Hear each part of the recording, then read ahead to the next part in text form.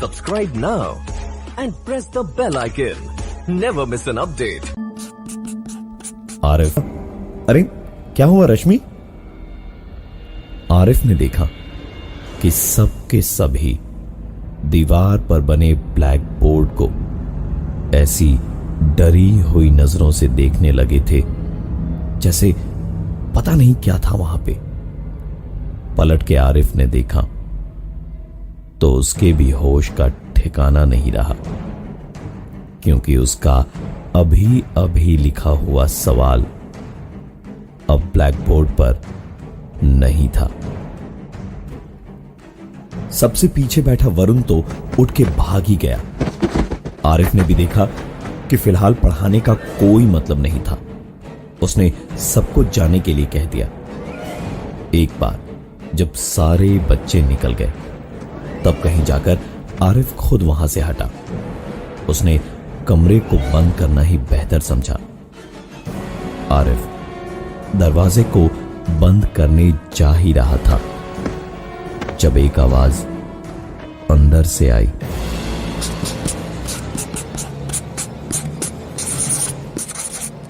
Light जलाकर कमरे में ब्लैक बोर्ड की तरफ देखा तो आरिफ के पैर अचानक किसी चट्टान जितने भारी होकर वहीं जम गए। सामने का ब्लैक बोर्ड जो कुछ देर पहले साफ था, उस पर अब एक तारीख लिखी थी, 27 सितंबर 2014। आरिफ को पता नहीं क्या सूझा। उसने डस्टर उठाया और ब्लैक बोर्ड पर लिखी तारीख को मिटाने लगा। आरिफ मस्त मौले की जिंदगी जीता था। ऐसी टेंशन कभी नहीं ली थी उसने। ताला लगाकर घर पे बाहर निकल गया चाय पीने और दुकान पे पहुंचा तो चाय देते हुए चाय वाले ने कहा, अरे आरिफ भाई, आपके कंधे पर तो खून लगा है, चोट वोट तो नहीं लगी ना? आरिफ ने तुरंत अपनी शर्ट देखी तो सचमुच कंधे पर खून के धब्बे थे। तुरंत वापस घर के लिए निकला और वापस पहुंचकर उसने पहले पानी गर्म किया, उसमें कुछ देर शर्ट भिगो कर रखी और उसके बाद उसे निकालकर बाथरूम में बैठ के उसे धो ही रहा था जब बाहर हॉल में रखे उसके ड्रम किट की आवाज आई। आरिफ तुरंत बाथरूम से बाहर निकल के हॉल में रखे अपने ड्रम किट के पास पहुंचा तो वहां कोई नहीं था।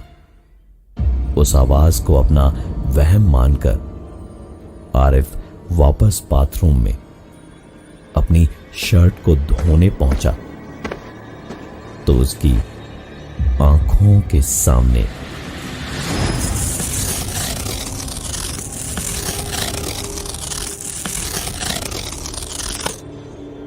उसकी शर्ट कॉलर से लेकर पीठ तक धीमे धीमे फटते हुए दो टुकड़ों में बट गई।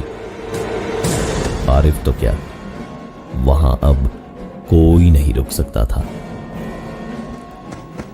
आरिफ वहां से पूरी जान लगाकर सीधे घर के बाहर भागा ही था जब उसे एक धक्का सा लगा और आरिफ लड़खड़ाकर सीढ़ियों पर गिरा। चोट लगने के बावजूद आरिफ भागता गया और अपने दोस्त मनीष के घर पहुंचा। हांफते हांफते उसने अपने दोस्त मनीष को सारी बात बताई। मनीष ने आरिफ को रात वहीं गुजारने को कहा और साथ ही किसी सत्येंद्र के बारे में बताया जो ऐसे मामलों में लोगों की मदद करते हैं। अगले ही दिन आरिफ को लेकर मनीष सीधे सत्येंद्र जी के पास पहुंचा और वो सारी बात सुनने के बाद आरिफ के साथ जाने को तैयार हुए। जैसे जैसे दोनों आरिफ के घर के दरवाजे के करीब पहुंच रहे थे वैसे वैसे आरिफ का दिल बैठता जा रहा था और उसके साथ आए सत्येंद्र जी के चेहरे पर फिक्र साफ दिखाई दे रही थी। लेकिन दरवाजे पर पहुंचकर आरिफ ने जैसे ही चाबी निकाली, उसका हाथ पकड़कर सत्येंद्र जी ने उसे रोक लिया और दरवाजे के ठीक बाहर खड़े होकर किसी जानवर की तरह उन्होंने अपने सर को हवा में उठाया और 2-3 तेज सांसें ली, जैसे कोई जानवर सूंघता है अपने शिकार को।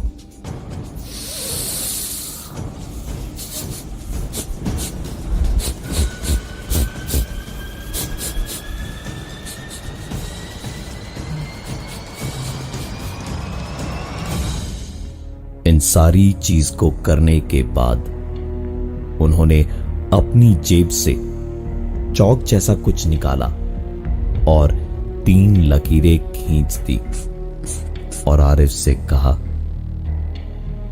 कि जो भी शक्ति है वो चाहे जितना कर ले, कितनी भी उसे आवाजें दे, चाहे उसे कोई दिखाई दे या ना दे, कुछ भी करे, बस आरिफ एक सवाल न पूछे कि वो कौन है।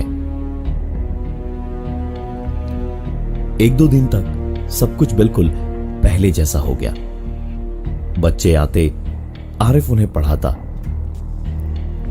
कुछ ऐसे जिनके घर जाके पढ़ाता तो कुछ उसके घर पर पढ़ने आते। कहीं भी कोई दिक्कत नहीं हुई। आरिफ अब निश्चिंत था, और हो भी क्यों ना, क्योंकि सब कुछ ठीक था। रात को खाना खाके कुछ देर टीवी देख के सोने गया तो आरिफ की डोरबेल बजाई किसी ने। आरिफ ने रिमोट सामने टेबल पे रखा और दरवाजे की ओर जाते जाते ही उसने कहा, अरे कौन है? आरिफ ने एक झटके में दरवाजा खोला, लेकिन बाहर कोई नहीं था। ऐसा मोहल्ले के बच्चे कई बार कर चुके थे, तो आरिफ ने ज्यादा ध्यान नहीं दिया। वापस आकर देखा कि वक्त काफी हो चुका था। उसने सोने के लिए अपने कमरे में गया। कुछ ही देर के बाद आरिफ का फोन बजा। बुरी तरह से नींद में धुत आवाज में आरिफ ने कहा, हेलो हेलो। अरे बोल दे क्यों नहीं यार, कौन है इतनी रात को? जब दूसरी तरफ से कोई आवाज नहीं आई तो आरिफ ने झल्ला के फोन काटा और फिर सोया ही था कि उसके फोन पर एक एसएमएस आया। फोन अनलॉक करके देखा, मैसेज उसके अपने इसी नंबर से इसी फोन पर आया था और उसमें लिखा था, bad night. Call log check किया तो अभी जो फोन आया था वो भी उसके इसी नंबर से था जिस पे उसने वही सवाल पूछा था जो उसे मना किया गया था। कौन है इतनी रात को? ये सवाल पूछ ही लिया आरिफ ने। आरिफ ने जैसे ही देखा कि मैसेज और फोन दोनों उसी के फोन नंबर से आए थे तो उसने सत्येंद्र जी से बात करने की सोची, लेकिन उससे पहले ही एक आवाज उसके पढ़ाने वाले कमरे से आई। आरिफ डरा हुआ तो बहुत था, लेकिन फिर भी वहां तक गया और झांक कर देखा तो बोर्ड पर लिखा था, बैड नाइट। आरिफ ने एक ही पल में सोचा कि करे तो करे क्या, और उसके तेज दिमाग ने उसे एक आसान सा रास्ता दिखा भी दिया। वो तुरंत पड़ोस के मिश्रा साहब के घर गया और उनसे कहा, मिश्रा जी, मेरे घर में थोड़ी दिक्कत हो रही है। आज की रात अगर मेरे घर में आप रुक जाते तो थोड़ी हिम्मत मिल जाती मुझे। मिश्रा जी उन लोगों में से थे जो पड़ोसियों की मदद करने में यकीन रखते थे। तुरंत उसके घर चल पड़े। दोनों आरिफ के घर पहुंचे तो बातों बातों में आरिफ ने शुरू से आखिर तक पूरी बात उन्हें बताई। सुनकर उन्होंने हंसते हुए कहा, अरे मास्टर जी, आप परेशान बिल्कुल मत होइए।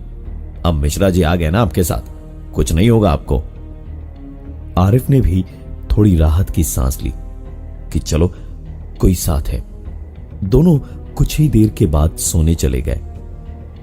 आरिफ को तसल्ली थी कि आज तो अब और कुछ नहीं हो सकता कि तभी नींद में उसने किचन में से कुछ बर्तनों के गिरने की आवाजें सुनी।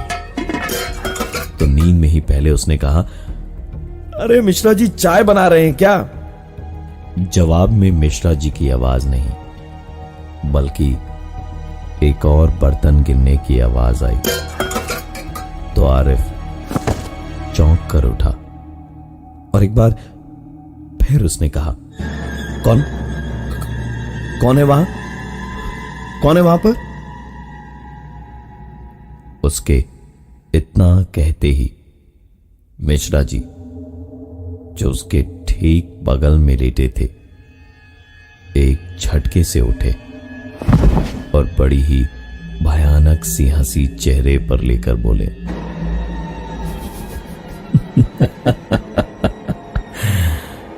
जो एक सवाल पूछने से मना किया गया था, वही सवाल बार बार क्यों पूछ रहे हो? लगता है जान प्यारी नहीं है तुम्हें। आरिफ जान बचाने को बिस्तर से कूदकर किसी चीते की तरह दरवाजे की ओर भागा और अपने घर के दरवाजे तक वो तकरीबन 5 ही सेकंड में पहुंच गया। आजादी और जिंदगी बस दरवाजे के बाहर निकलते ही उसके अपने थे। दरवाजा बस 2 ही कदम दूर था उसके, और दरवाजे को खोलकर जैसे ही उसने अपना एक कदम बाहर रखने को बढ़ाया कि हवा में ही उसे किसी ने बालों से पकड़कर इतनी जोर से सर के बल पटका कि उसकी आंखों के आगे अंधेरा सा छाने लगा। बंद होती आंखों से उसने देखा कि उसके घर का वही दरवाजा जिसके उस पार आजादी और जिंदगी थे, धीमे धीमे बंद हो रहा था।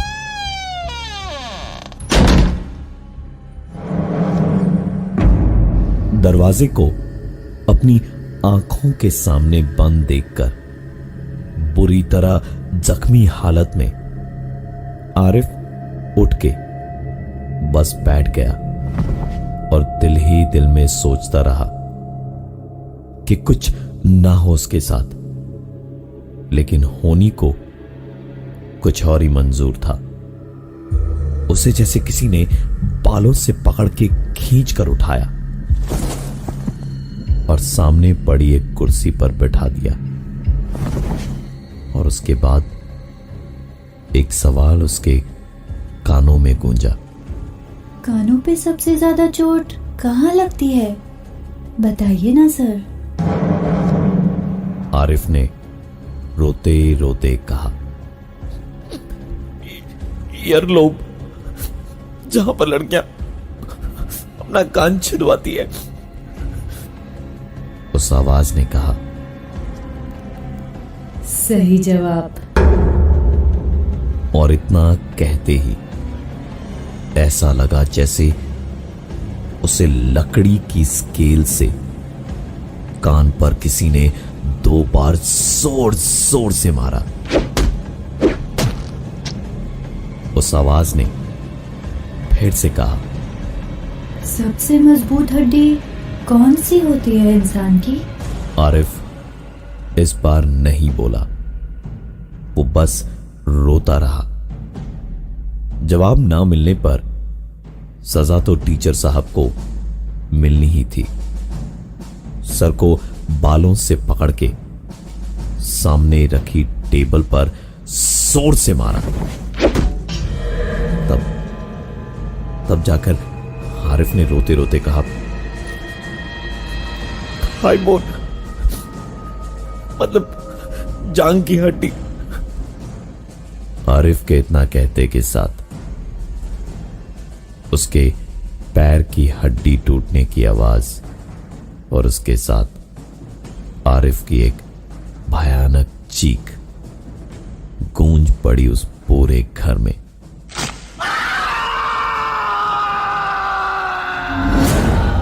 आरिफ पैर हिलाना तो दूर, खुद भी नहीं हिल पा रहा था। तब उसके कानों में एक और आवाज आई, अंग्रेजों के जुल्म से भारत 1947 में आजाद हुआ और मैं तेरे जैसे शैतान को आज आजाद कर दूंगी। तभी एक अजीब चीज हुई। आरिफ का फोन बजा। उसी की एक स्टूडेंट की मां का फोन था ये। आरिफ और ज्यादा घबरा गया था। फोन उठाने पर उसे आवाज आई, सर माफ कीजिएगा, मेरी बेटी की वजह से आपको दिक्कत हुई। मैंने अपनी बेटी को बहुत डांटा है, आइंदा वो ऐसे कभी नहीं करेगी। आप कल से टाइम पे आइए, मैं देखती हूँ ये लड़की कैसे आपको तंग करती है। फोन मानसी की मां का था, लेकिन मानसी को उन्होंने ढूंढा कैसे? और ढूंढा भी तो वो जिंदा कैसे थी? दरअसल आरिफ मानसी को घर जाकर पढ़ाया करता था। उसके 10th के एग्जाम्स आ रहे थे और तकरीबन 5-6 दिन पहले जब आरिफ उसे पढ़ाने गया तो घर पर कोई नहीं था। मानसी बहुत ही मासूम सी बच्ची थी। आरिफ की नीयत पता नहीं कब और कैसे खराब हो गई। हाथापाई में मानसी भागने को हुई तो सीढ़ियों से गिर पड़ी और उसे काफी गहरी चोटें आईं। आरिफ ने जब उसकी धड़कन देखी तो पता चला कि वो मर चुकी थी। आरिफ ने मानसी की लाश को उसके घर के पीछे के गार्डन में दफना दिया और वहां से भाग आया। जब मानसी की मां का उसके पास फोन आया तो उसने कहा कि मैं तो आज आपके घर गया ही नहीं था। आरिफ ने मानसी को मारकर अपने हाथों से दफनाया था और इस वक्त वो यही सोच रहा था कि मानसी की मां ने फोन करके उससे क्यों कहा कि मानसी जिंदा है और वो उसे तंग नहीं करेगी। आरिफ इन सारी बातों को सोच ही रहा था जब दोबारा उसे ब्लैक बोर्ड पर किसी के लिखने की आवाज सुनाई दी। पलट कर देखा तो सामने ब्लैक बोर्ड पर लिखा था, क्लास डिसमिस्ड।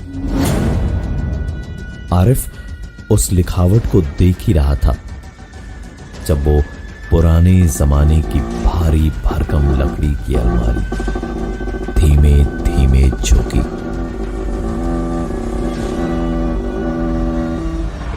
आरिफ के पैर में इतनी जोर की चोट लगी थी कि वो उस अलमारी के अपने ऊपर गिरने से पहले वहां से हट नहीं पाया। सुनाई दी तो बस आरिफ की एक आखिरी चीख।